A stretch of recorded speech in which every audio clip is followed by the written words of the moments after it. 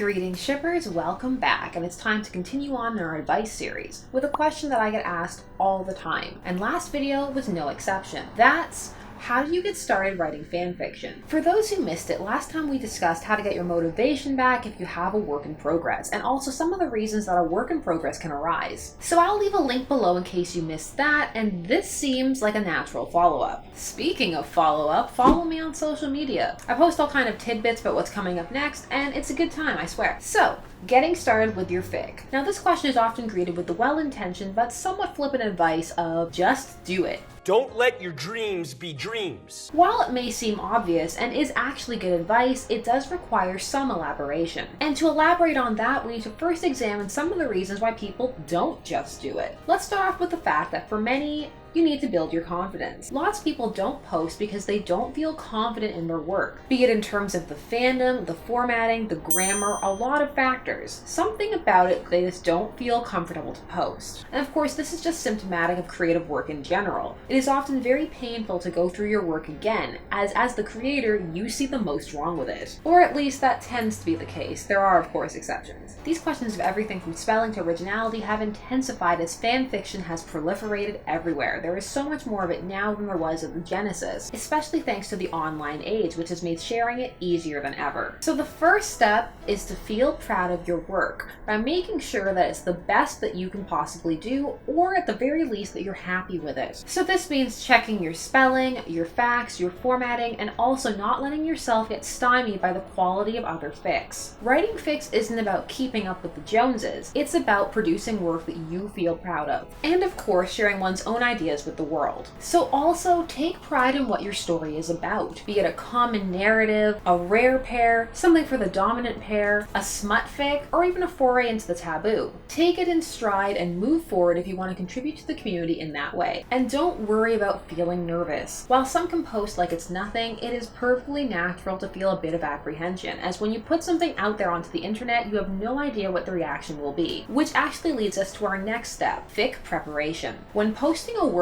be prepared for any and all responses. This means you have to be prepared for some to love it, some to dislike it, some to become overly critical and leave lots of criticism, be it constructive or otherwise, and some to just become fanatical about it, or of course to have no response at all. Know that once your fic is out there, you can't control how people are going to react to it, or what they're going to do with it, where they're going to share it, and a host of other factors. You simply have to brace yourself and be prepared. For this, you can potentially have a plan in place. Now this doesn't mean a concrete plan of templates of responses to various different types of comments, although of course if you wanted to you could do that, but it's more the idea of a headspace, the idea of how you'll be mentally prepared for any of these things. Of course you won't know exactly how you're going to react unless it's upon you, but to have been preparing for the situation will make you adapt quicker. Which leads us to the next point, do the best that you can do for you. Take a look at the various posting options before you post and pick the one that you like the best or you feel will be the best for your intentions, be it spreading your work to the fan community, be it getting the most feedback, or whatever it is that you want. Once you've picked your site or sites, familiarize yourself with that platform. Learn the ins and outs, read the rules, what's allowed, what's not allowed, and of course familiarize yourself with those tags. This is also that hopefully you won't be blindsided by anything later on. Which leads us to something we've talked about many times on this channel.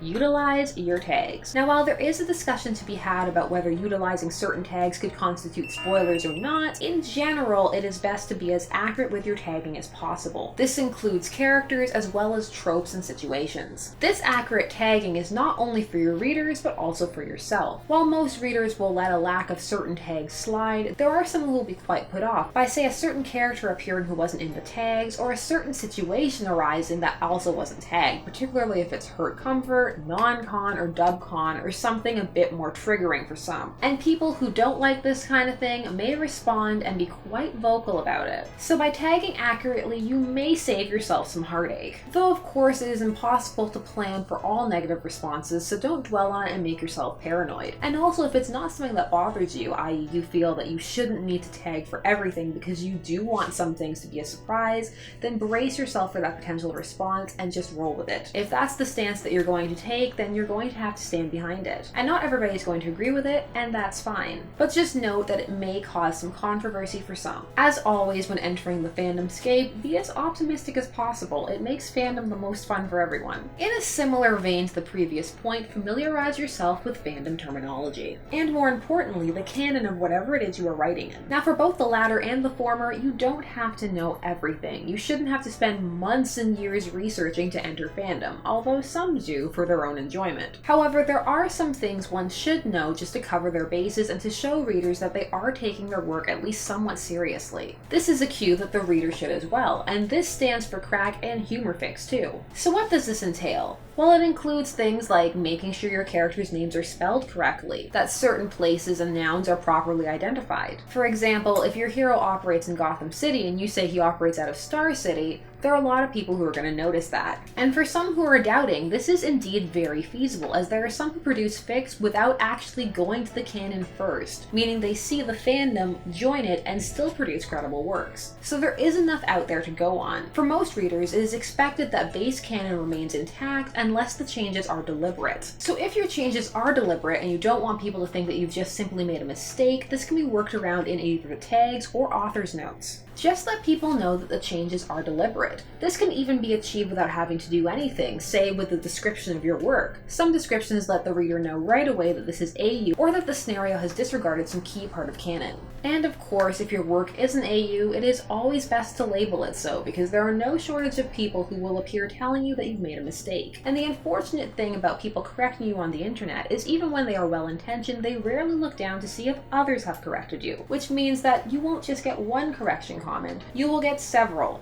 And if your fic is popular, then it could be in the hundreds. So if that kind of experience sounds irritating, then just be sure to be as clear as possible. Now, of course, in certain fandoms, it is almost impossible to be completely up to snuff with the canon. And there's no shame in saying that either, or saying that you're working only from a certain canonical time period. That's absolutely fine too. And if one doesn't want to leave a note, well then one doesn't have to. You can absolutely let it be. The only thing is, again, like some of the aforementioned points, you just have to be prepared for any response. And it must be noted that most of the responses will most likely be kind. While there are, of course, mean commenters everywhere, there are also a vast amount of commenters who are kind and willing to offer constructive criticism. And not all corrections are meant to be condescending either. It is extremely difficult to read tone across the internet. So if possible, try not to assume the worst. The comments can be a wonderful place. People find friends, betas, and all kinds of inspiration down there. They get a bad rap, but they can be a good place too. Now, going back to the terms themselves, if one sees a term that they're not familiar with that seems to be employed a lot in the fandom they're working with, there is no shame in looking it up. If you don't want to ask because you don't want to appear to be a noob, or you simply don't have anybody to ask, doing a quick Google search will often find the correct definition. And knowing these terms can indeed be helpful. It's great to go into the community knowing what an OC is, an OOC is, WUMP or HC is now referred to more commonly, and much, much more. It makes it easier to converse, and of course, consequently, navigate fandom. Now, don't worry, not everybody gets everything right off the bat, and everybody is at a different point of their fandom journey, so it's always important to be kind and courteous to each other when one is examining others' works. It's great that there are so many people who want to get involved in fandom these days, and a new fic shouldn't be greeted with trepidation or apprehension, but with excitement, because this could be a new, potentially prolific author who's going to add so much to the community. Everybody starts somewhere, and everybody had a first fic. Some first fics are great, and some aren't, and that's absolutely fine. As people post, they tend to get better and better. Practice makes perfect, or as near to perfect as one can get. Now, in terms of the writing itself, consider creating an outline, especially if it's a multi-chapter work. Now, outlines are not for everyone, as it does not merit everyone to organize their thoughts in such a manner. However, it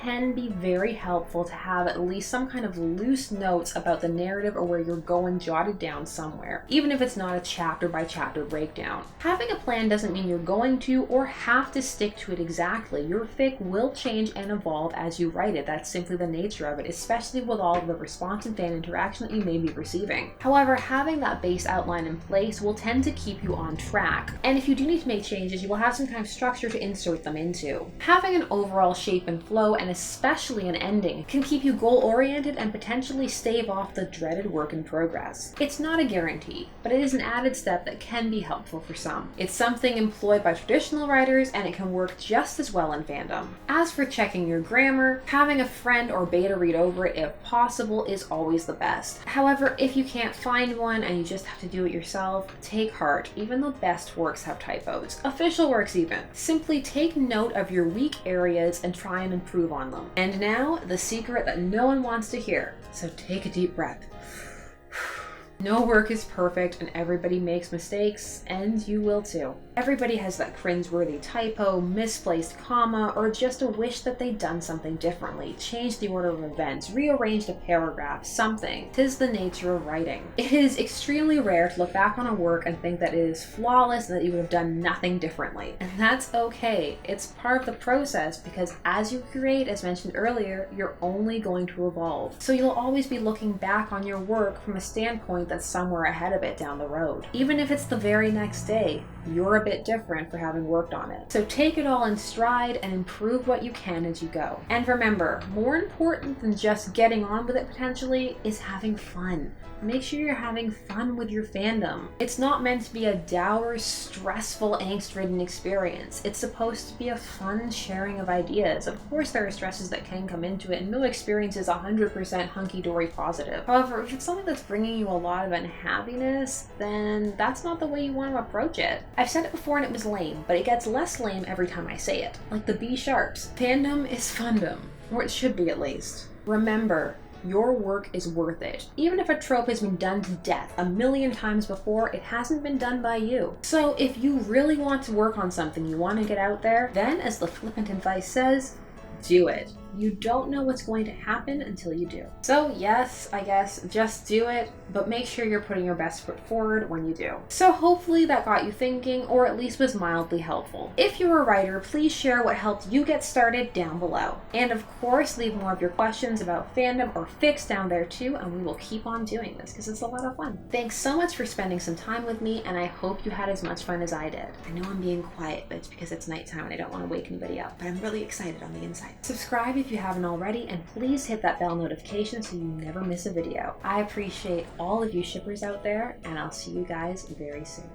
This has been Shipper's Guide to the Galaxy. Don't forget to like, share, comment, and subscribe. Special thanks to all my patrons who have ensured us another crossover ship for this month's video. So thank you so much for voting, and get ready for that coming soon. And as always, stay tuned, for there are as many ships out there as there are stars in the sky.